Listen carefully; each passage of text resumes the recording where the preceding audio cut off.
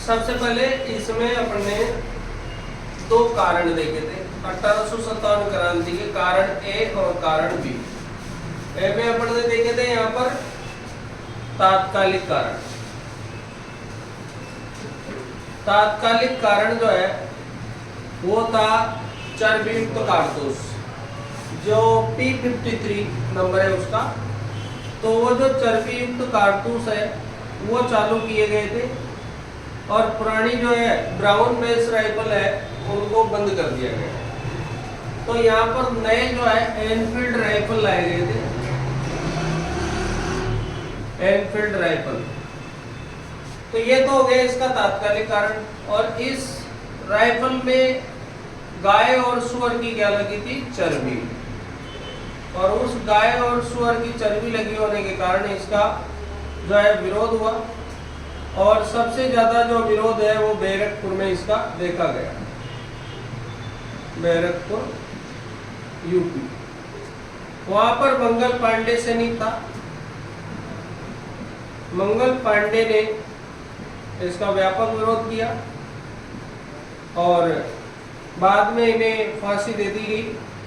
तो ये यहाँ पर प्रथम शहीद हो जाते हैं।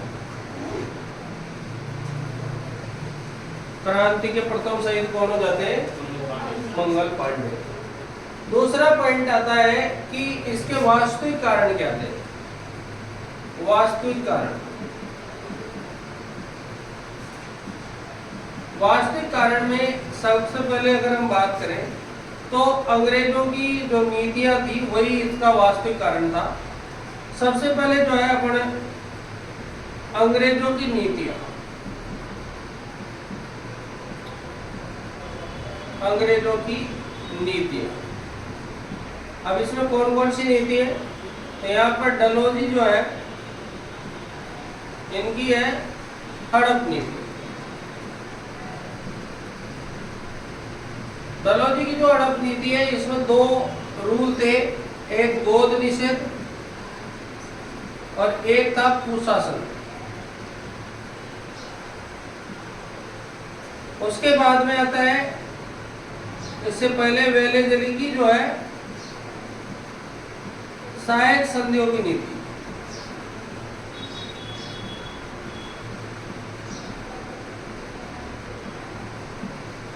उसके अलावा जो है समुद्र पार सेवा, भारतीय सैनिकों को समुद्र से बाहर भेजने को धर्म भ्रष्ट के रूप में जाना जाता था। ये भी एक इसका कारण रहा। एक है इसका कुप्रथाओं की समाप्ति।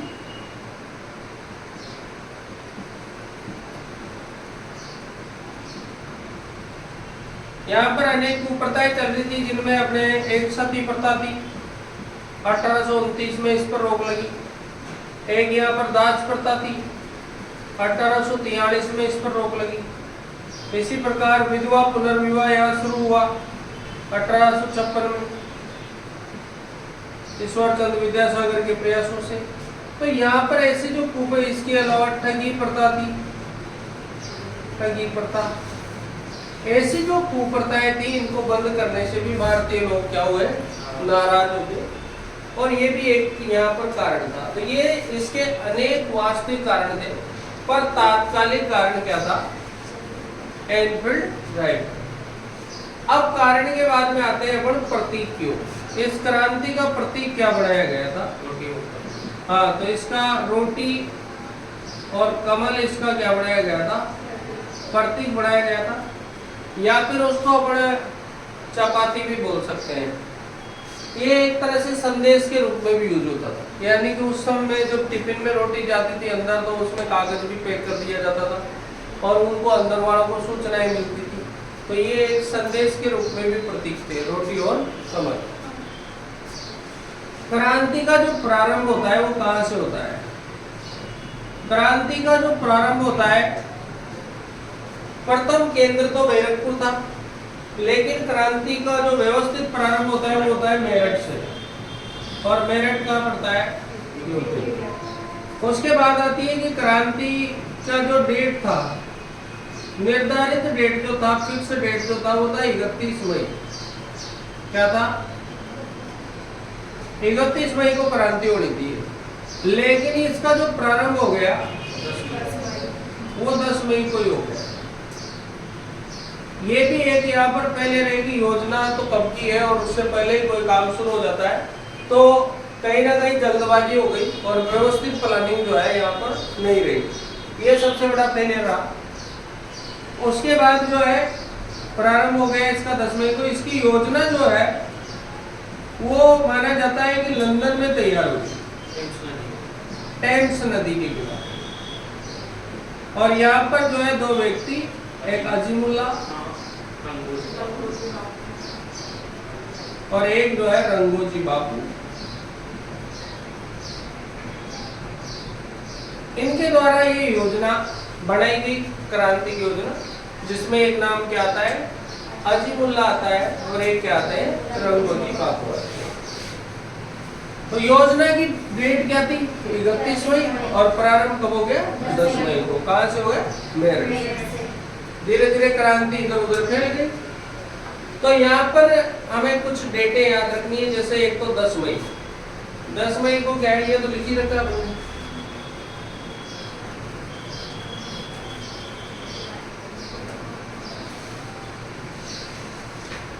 सबसे पहले अगर बात करते हैं अपन 10 मई 1857,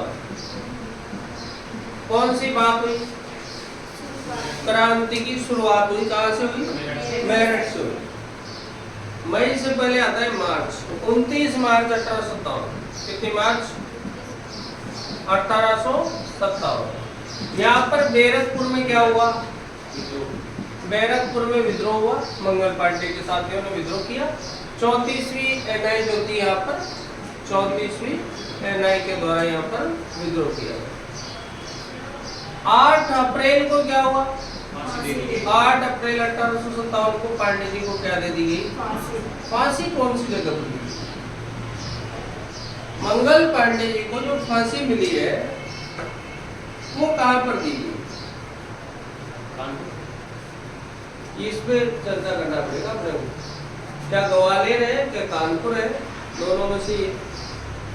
अगला पॉइंट आता है यहाँ पर 24 अप्रैल को भी एक घटना है। 24 अप्रैल 1857 को मेरठ में 90 साथी थे, उन्होंने विद्रोह किया था। कितनी तारीख को किया था, 24 अप्रैल 1857 को। और इन सारे 90 साथियों को 10 वर्ष की क्या मिली थी, सजा, क्योंकि इन्होंने जो है अंग्रेजों के नियमों का उल्लंघन किया। इस कारण इनको 10 वर्ष की क्या दे दी गई, सजा दे दी गई। तो यहाँ पर 10 मई को हो रहा है शुरुआत। योजना कौन बना रहा है, रंगोजी बापू, अजीमुल्ला। कहाँ बन रही है, लंदन में। कौन सी नदी किनारे, तो विलय की नीति किसकी थी, डलहौजी की। पढ़ी थी अभी अपन, हड़प नीति। हड़प नीति किसकी थी, डलहौजी। और डलहौजी कहता था क्या हुआ था, हमारे चेरी की तरह गिरेगा, ऐसा डायलॉग आता है डलहौजी का। उसके बाद सामाजिक कारण भी इसमें थे। सामाजिक कारण कौन से थे, सामाजिक कारण जो है वो मैंने अभी बताया ना आपको, वास्तविक कारणों में कुप्रथाएं, उनकी कुप्रथाओं की समाप्ति। हमारे देश में चली आई कुप्रथाओं को समाप्त करना बहुत मुश्किल है, मुश्किल ही नहीं नामुमकिन सा है। क्योंकि यहाँ अगर कुप्रथा चल गई, जैसे जातिवाद, भ्रष्टाचार चल गई तो चलेगी सही हो, उसको कोई रोक नहीं सकता है ना। लेकिन अंग्रेजों ने यहाँ दिमाग लगा के रोकने का प्रयास किया। सती प्रथा वास्तव में गलत थी, अंग्रेजों ने रोकी। विधवा पुनर्विवाह जरूरी था, अंग्रेजों ने शुरू किया। यहाँ पर जो है ठगी प्रथा को रोका, यहाँ पर जो है दास प्रथा को रोका। कितनी सारी अच्छी जो है यहाँ पर बुरी प्रथाएं थी, उनको अंग्रेजों ने रोका, तो वो भी गलत पड़ी है, उसका भी विरोध किया हम लोगों ने। तो ये है। यहाँ पर एक और चीज है कि ईश्वर चंद्र विद्यासागर का संबंध किससे है, विधवा पुनर्विवाह से है। ठीक है। तो यहाँ पर एक और सबसे खतरनाक चीज कि 1813 में भारत में ईसाई प्रचार को मान्यता बड़े रूप में थी। कौन सा प्रचार? और उनको धर्मांतरण की भी अनुमति थी। वह अपने देश के जो एक्ट था, चार्टर एक्ट 1813, उसके तहत उनको शिक्षा पर तो खर्च करने का नियम बनाया गया, लेकिन उनका प्रचार और धर्मांतरण पर उन्होंने बढ़ावा दिया। और ये भी भारतीयों के लिए एक बुरा था, और इसको भारतीय समझ चुके थे कि कहीं ना कहीं भारत में बदलाव आ रहा है, कहीं ना कहीं अपने जो है देश को जो है अलग धर्म में ले जाया जा रहा है। तो ये बात एक अंग्रेजों के लिए घातक सिद्ध हुई। यहाँ से लोग जागरूक हुए, क्योंकि भारतीय लोग बहुत सीधे साधे होते हैं, इनको विदेशी कंपनियां आराम से गुलाब जामुन देके पागल बना सकती है। जैसे अभी अनेक गेम चल रहे हैं, ये गेम खेलो इससे ये पैसे आएंगे, ये गेम खेलो ये हमारी सरकार अंधी है, इसको कुछ भी पता नहीं रहता है ना। तो यहाँ के लोगों को क्या है, ऐसे गुमराह किया जा सकता है, और ये विदेशी कर रहे थे ऐसे कैसे। तो पहले तो यहाँ हमारी सरकार थी नहीं, अब भी हमारी सरकार है पर अभी अंधी है। अभी की सरकार को भी इतना पता नहीं रहता है कि वो क्या रहा है ना। तो ये है। तो चलिए ईसाई प्रचार हो गया। अब क्या होता है कि यहाँ पर और अंग्रेजों ने एक और कर दिया, दाढ़ी नहीं रखेगा भाई, पगड़ी नहीं बांधेगा भाई, कोई भी ऐसी चीजें नहीं कर, तिलक नहीं लगाएगा भाई। तो बताओ दिमाग खराब होगा कि नहीं होगा? अभी तुम कोई मुस्लिम से कह दोगे तो नहीं भैया तो ऐसे ही रहेगा है, तो वो रहेगा क्या? उसका जो धर्म का रूल है वो लेगा। अभी हिंदुओं का है कि भाई तिलक लगाता है, उसको कौन रोक सकता है ना। अभी जैसे कहते हैं भैया महिलाएं जो कोई भी मंगलसूत्र नहीं पहनेगी, कैसे नहीं पड़ेगी, लुगाया नाराज हो जाएगी, दुल्हाड़ा काट देगी है ना। तो ऐसे है क्या? तो ऐसे अभी मोदी जी बोलते हैं कि मंगलसूत्र नहीं पहनेगी, भारतीय से तो देखिए मोदी जी बोलेंगे नहीं, तो मोदी जी तो बहुत धार्मिक है। और बाकी सरकार की बात यहाँ पर ले रहे हैं अपन कि जो सरकार कौन सी की बात आ रही है, जो सरकार के विभाग है ना वो ध्यान नहीं रख पा रहे हैं और जनता का नुकसान हो रहा है। अभी ये ऑनलाइन फ्रॉड कितने चल रहे हैं, बेचारा गरीब आदमी बर्बाद हो रहा है ना, समझ नहीं आ रहा। अब बताओ सट्टा बाजार बंद कराने, भारत में तगड़ा सट्टा बाजार चल रहा है, देखा नहीं क्या? सट्टा बाजार कितने सारे चल रहे हैं अपने देश में, ऑनलाइन सट्टा बाजार चल रहे हैं है ना। तो अब पता है क्या अगला पॉइंट, चलो दाढ़ी रखना, पगड़ी बांधना आदि पर क्या लगा दिए हैं? आर्थिक कारण भी थे। कौन से कारण थे? आर्थिक कारण। अंग्रेजों की जो है, अंग्रेजों की राजस्व नीतियां, अंग्रेजों की कौन सी नीतियां? ये आर्थिक कारण है, यानी कि अर्थव्यवस्था पर बाहर है। हमारे देश का जो पैसा था उनको निष्कासित किया जा रहा है, तो धन निष्कासन के बारे में हमने पता लगाया, और धन निष्कासन का सिद्धांत हमारे सामने लेके आए दादा भाई नौरोजी। कौन लेके आए? दादा भाई नौरोजी ने हमारे देश की राष्ट्रीय आय का आकलन भी किया उस टाइम पे, और धन निष्कासन सिद्धांत का भी उन्होंने जो है दिया, और उन्होंने बताया कि अंग्रेज गलत तरीके से ड्रेन थ्योरी दी उन्होंने, और गलत तरीके से यहाँ से पैसे ले जा रहे हैं, और भारतीयों को उससे जगाया। किसने?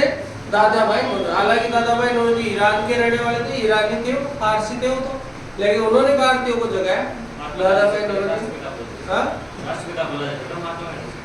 हाँ, उनका वैल्यू इतना ही था, उनको ओल्ड मैन ऑफ इंडिया कहा जाता है दादा भाई नौरोजी। तो यहाँ पर जो है अलग अलग व्यवस्थाएं चली, जैसे अवध में महलवाड़ी व्यवस्था चली। कहाँ पर? महलवाड़ी, जो कि मैकेंजी के द्वारा चलाई गई। तो ये महलवाड़ी व्यवस्था कहाँ चली थी?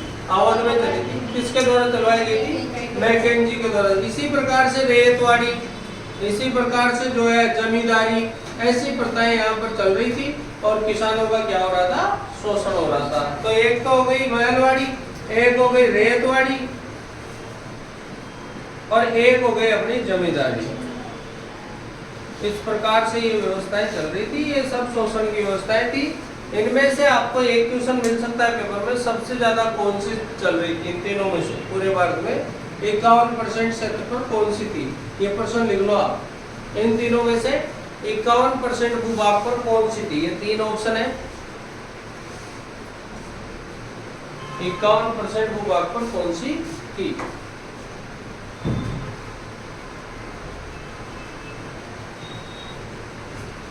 एक और कारण है, वो जो है अपन जानते हैं सैनिक कारण। कौन सा कारण है? सैनिक कारण।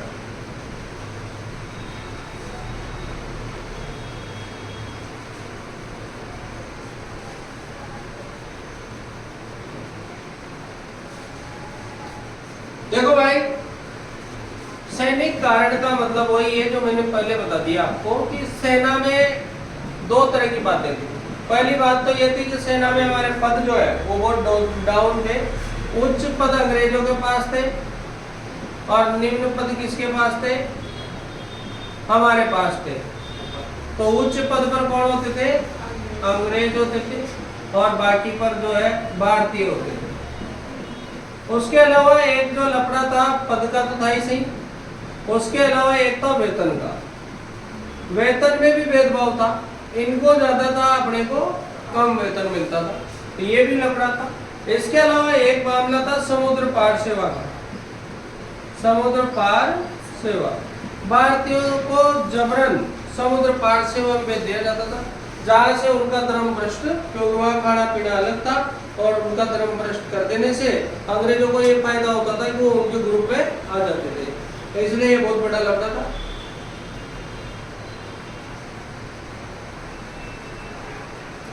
एक प्रकार से माने तो सैनिकों को हम वर्दीधारी किसान कह सकते थे। क्या कर सकते थे? वर्दीधारी किसान, यानी कि इनके पास केवल क्या थी?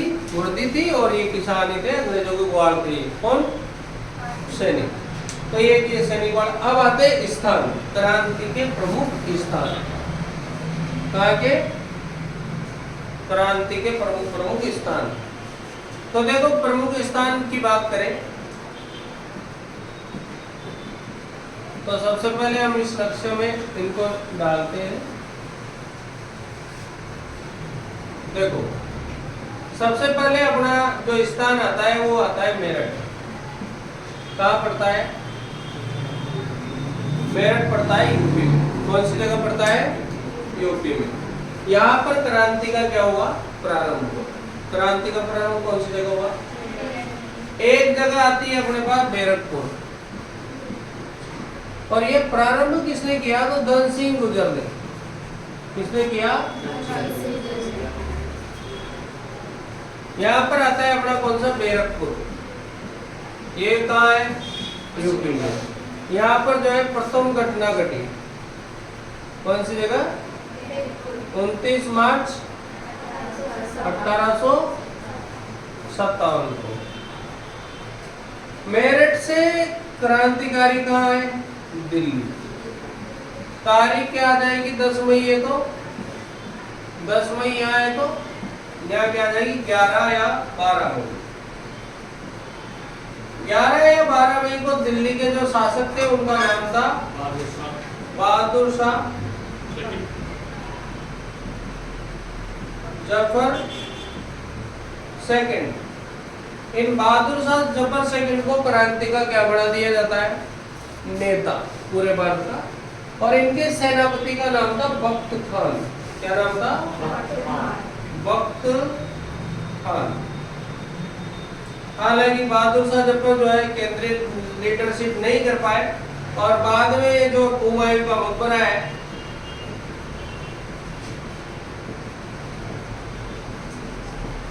वहां से इनको अंग्रेजों ने गिरफ्तार कर लिया और इनको यहाँ से जो है रंगून भेज दिया। रंगून मतलब म्यांमार, वहां भेज दिया और ये इनकी मृत्यु भी वहीं पे हुई। और इन्होंने इसमें बड़ा दुख व्यक्त किया कि मुझे मेरे देश की 2 गज जमीन भी जो है नसीब नहीं हुई अपने को दफनाने के लिए।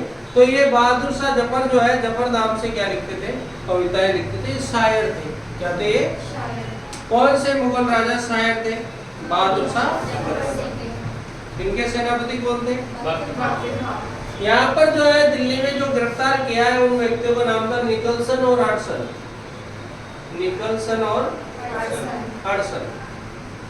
निकलसन और हडसन ने इनको गिरफ्तार किया और ये गिरफ्तार हुए और कहाँ भेज दिए गए?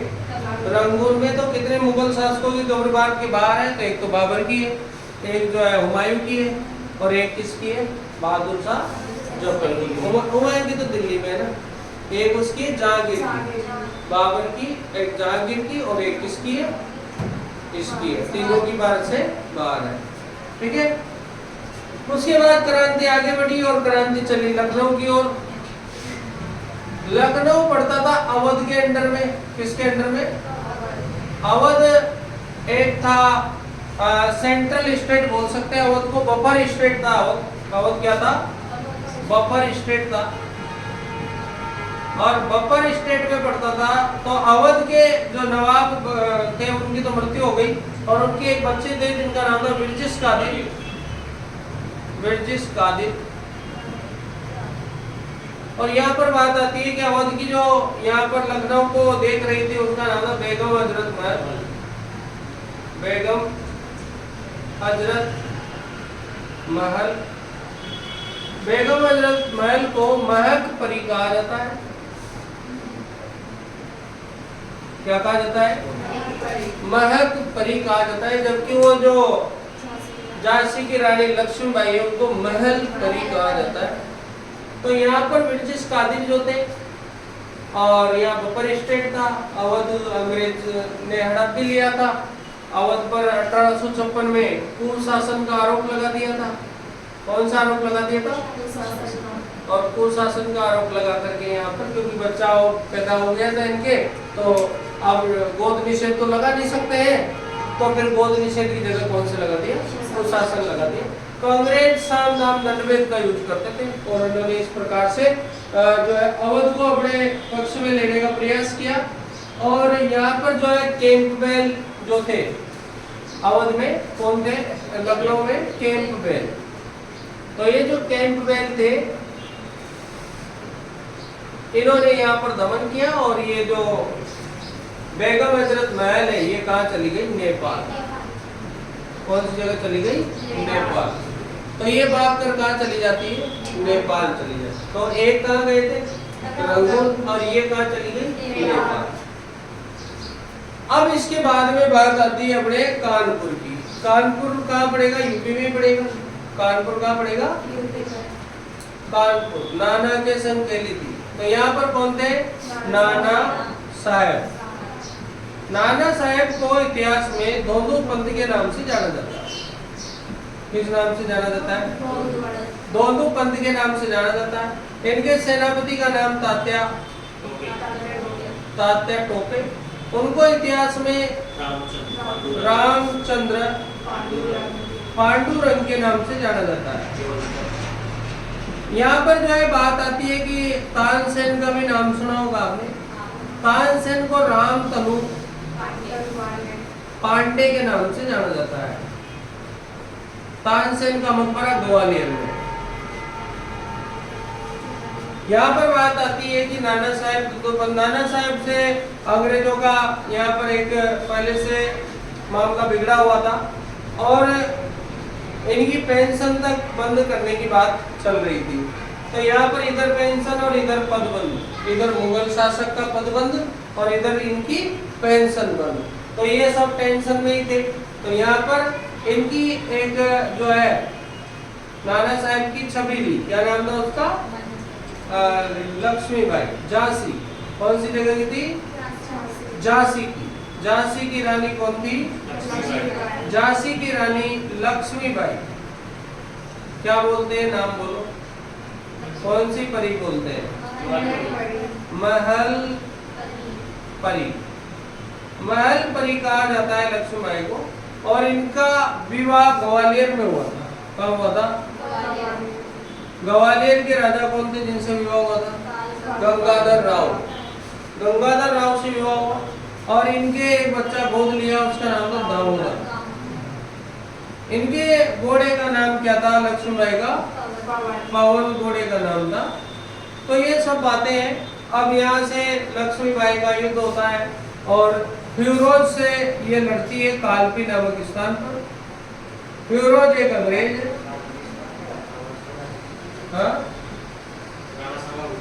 हाँ वही। तो यहाँ पर जो है फिरोज नामक अंग्रेज है, वो इसको टक्कर कर लेता है, लेकिन गलती से घोड़े का पाँव नाले में चला जाता है और सारे काम गलती से होते हैं। तलवार हाथ से छूट जाती है और लक्ष्मीबाई को जो है अंग्रेजों की सेना घेर लेती है। लेकिन कहा जाता है कि आधे दिन तक सेना उसकी अड़ी नहीं थी, इतना पावर उसके पास फिर भी था, है ना।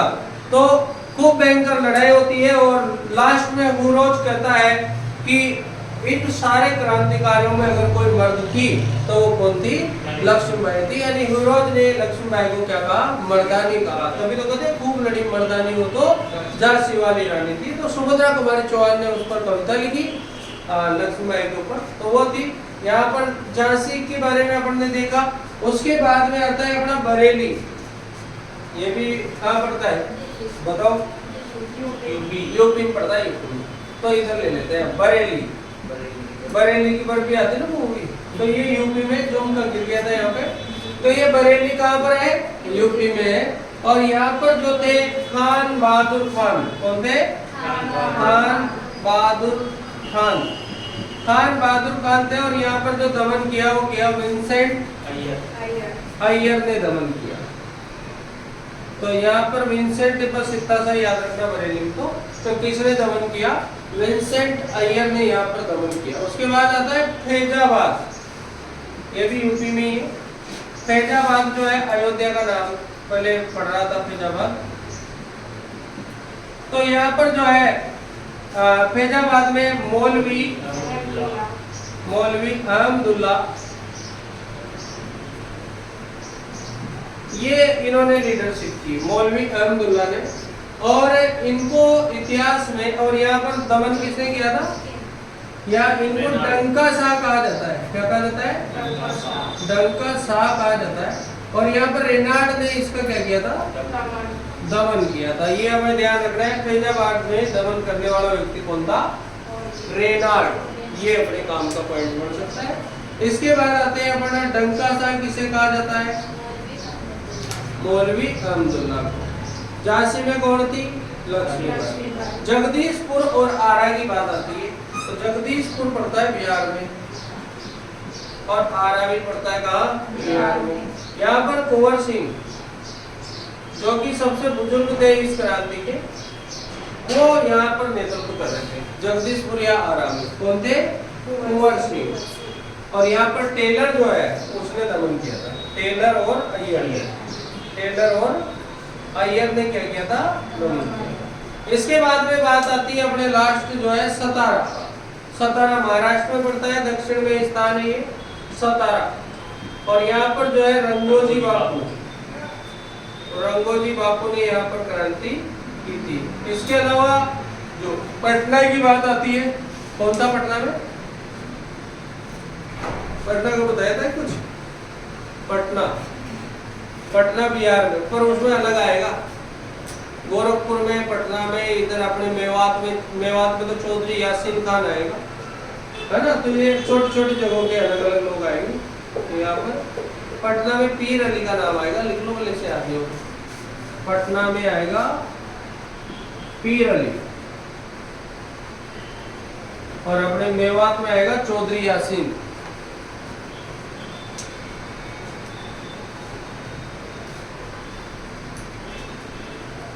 मध्य प्रदेश में अपने रामगढ़ में अवंतीबाई लोधी आएगी। अवंतीबाई लोधी का नारा था गुलामी नहीं बलिदानी चाहिए। अवंतीबाई लोधी बहुत फेमस है, झांसी की रानी लक्ष्मीबाई की तरह, मध्य प्रदेश की अवंतीबाई लोधी। इस क्रांति को हवाएं दे रहे थे गालिब। कौन थे कवि, कवि का नाम क्या था, गालिब। कवि गालिब इस क्रांति के समय उपस्थित थे। कौन से कवि, गालिब, मिर्जा गालिब। और क्रांति के बारे में लोगों को जागरूक कर रहे थे। इसके बाद इलाहाबाद का भी लिख लो आप, लियाकत अली। इलाहाबाद का कौन, लियाकत अली। बनारस का भी लियाकत अली। और अपने मध्य प्रदेश में राजपुर कहाँ की, राजपुर मध्य प्रदेश की कौन, अवंतीबाई लोधी। राजपुर मध्य प्रदेश की कौन, अवंतीबाई लोधी। राजपुर रामगढ़ मध्य प्रदेश, अवंतीबाई, राजपुर राजपुर रामगढ़ है, अवंतीबाई लोधी। तो इन लोगों ने जो है, अब इसकी थोड़ी कमियां देख लेते हैं, क्रांति की कमियां, क्या क्या कमियां रही। गोरखपुर का बच गया, अभी गोरखपुर का और ढूंढना। क्रांति की कमियां,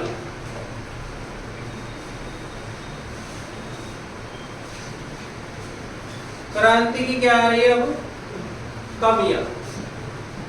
देखिए क्या क्या कमियां थी। सबसे पहली कमी तो वही है जो अपन ने प्रश्न में बोली, कुशल नेतृत्व का अभाव।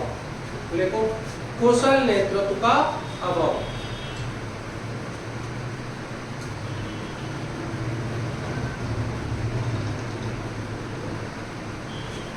दूसरा है शिक्षित भारतीयों ने साथ नहीं दिया। देखो, जो शिक्षित होते हैं ना, ये डरपोक वर्ग होता है।